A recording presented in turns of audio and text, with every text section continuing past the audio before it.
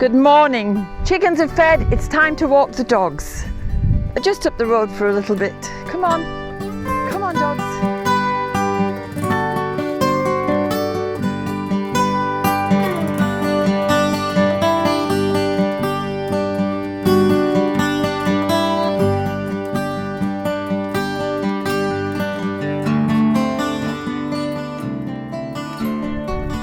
Just following on from last week about de-stressing, I mentioned a few things that you could do, such as meditation and breath work, but just walking out in nature is a lovely thing to do as well. And even if you live in a city, you can find derelict sites and waste ground.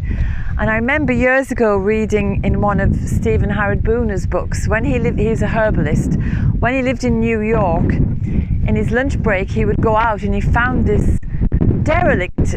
It was a mess. It was an overgrown lot, rubbish and everything was there, but there were plants there, and it was an opportunity for him to come out of his office and go to this place and find a bit of peace and a feeling of a haven. The natural world was there in amongst all the concrete and glass, and one day when he went, it had been completely covered with concrete, and I could just feel my heart breaking hearing his story of that. So I think even if you live in the city, to visit some kind of waste ground or derelict place is a lovely thing for you to do, and it's lovely for those plants to have you visiting them, and it's just a way to relieve yourself of the day-to-day stress.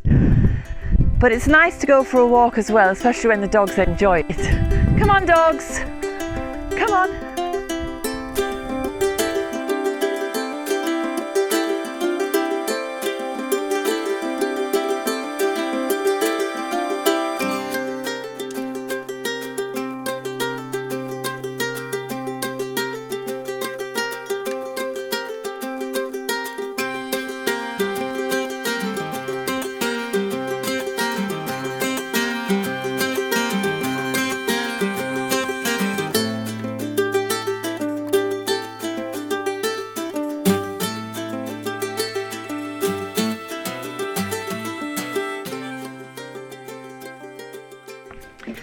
Another thing that I personally find incredibly beneficial is to practice grounding or earthing. And first of all, it just feels fantastic to be in your bare feet, on the earth, on the grass, on the sand at the beach, on the planet. And the reason why it's so good, according to the science, is that we humans have a positive electrical charge and the earth has a negative electrical charge. So when we touch the earth, it helps us to release a buildup of energy that's static electricity. And in doing so, we lower our blood pressure, we reduce inflammation and pain in the body, and we also reduce the stress hormones such as adrenaline and cortisol, but we increase the release of the positive endorphins that make us feel good and make us feel happy. So it's a win-win.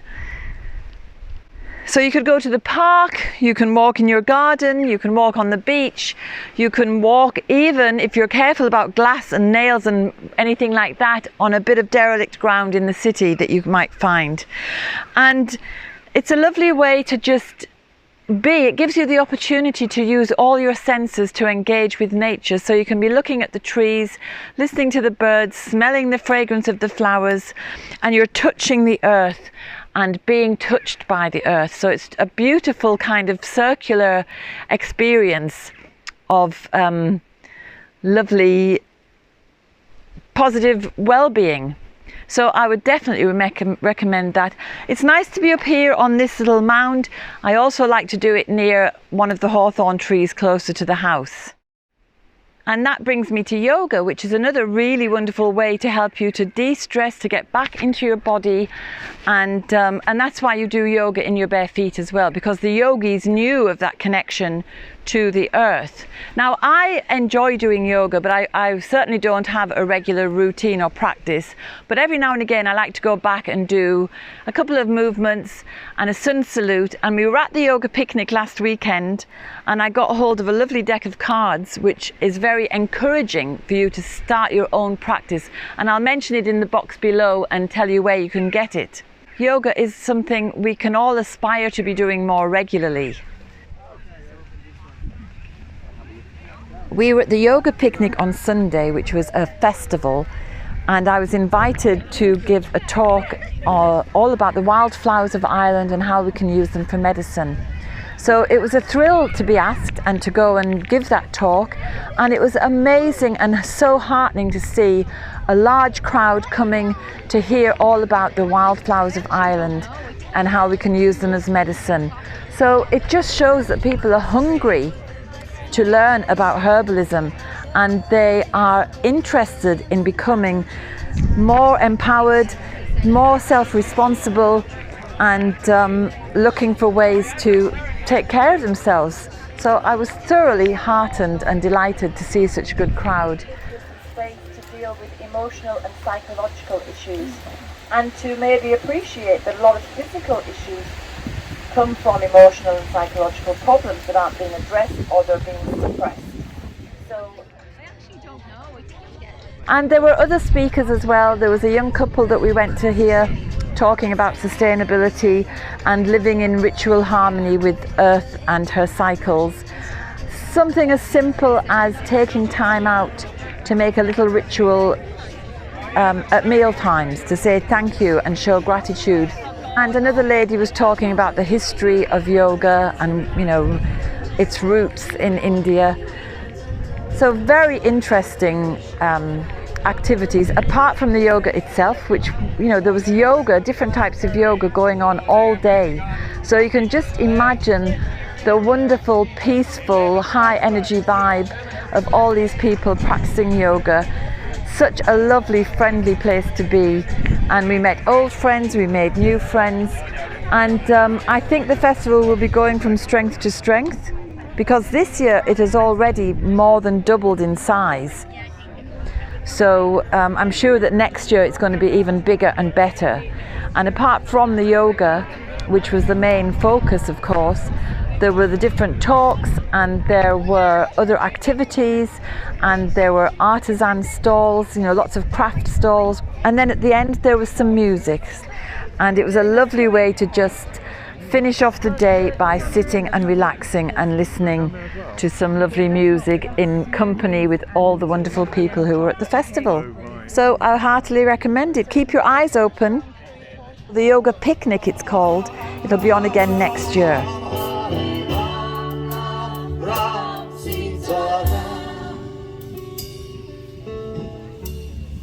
Imagine there's no country. It isn't hard to do. Nothing to kill or die for. No religion too. Imagine all the people living life in peace. I'm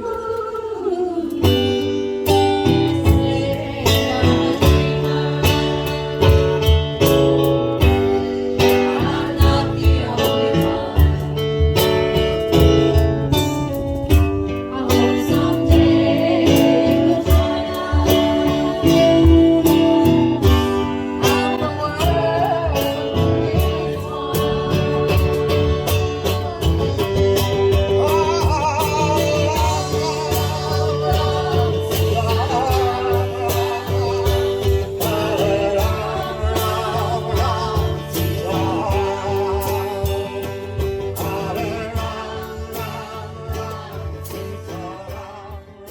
Okay, so last week I mentioned the vagus nerve, and a couple of people have asked me, what do I mean, what is it? So the vagus nerve, think of it as a vagabond that wanders around the body. Starts at the back of your head here on the neck, and it wanders through the jaw, down through all the body systems. So it can affect your digestive system as well. It can affect your heart and your blood pressure if it's not stimulated in a positive way. Now we're getting a lot of clouds coming across, so I have to be quick in case it starts raining. So to stimulate the vagus nerve and to make it more beneficial for you, it's so simple. Just sing in the shower. Sing or hum or chant. Gargle after you've cleaned your teeth. All of these things are stimulating it. Use a cold shower. Wash your face with cold water. Drink a glass of very cold water. It stimulates the vagus nerve. And why it's important to stimulate the vagus nerve is because it brings you into the rest and digest phase, or the parasympathetic nervous system begins to take over. And that's when you feel calm and de-stressed. So apart from those couple of things I just mentioned, you can also put your fingers in your ears and just gently rub around inside to your little flap, and then rub your fingers down your neck very gently. You just have to do it for a couple of seconds. You can also do what's called block breathing, where you'd breathe in through the nose for 4, hold for 4, breathe out for 4, hold for 4, and then continue that cycle of 4 blocks of breathing, pausing, breathing out, pausing. What else can you do? There's lots of other little exercises. Putting your head on your shoulder but looking the other way, and then the other side, and just even looking at a beautiful tree or something and let your eyes go soft so you can see the peripheral in your vision, but your main focus becomes very soft. But there are literally tons and tons of things on the internet for you to look up. All kinds of yogic exercises and qigong exercises, something for everybody. So I hope that's another few things that you can consider to become de-stressed and to feel much better and calmer in yourself, because then you have more clarity. You can make better decisions.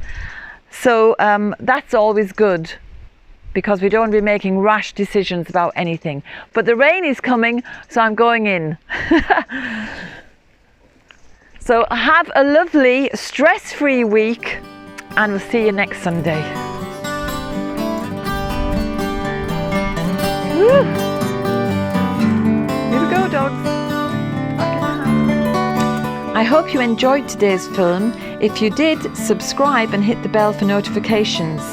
And have a look at the website darnewsirishherbgarden.com for more information about us and about the herbal medicine courses I offer and the Wise Woman Way training. And if you go to the shop, you can find the books, the weed handbooks and other herbal goodies. And remember, we put a new film out every Sunday. So looking forward to seeing you next week.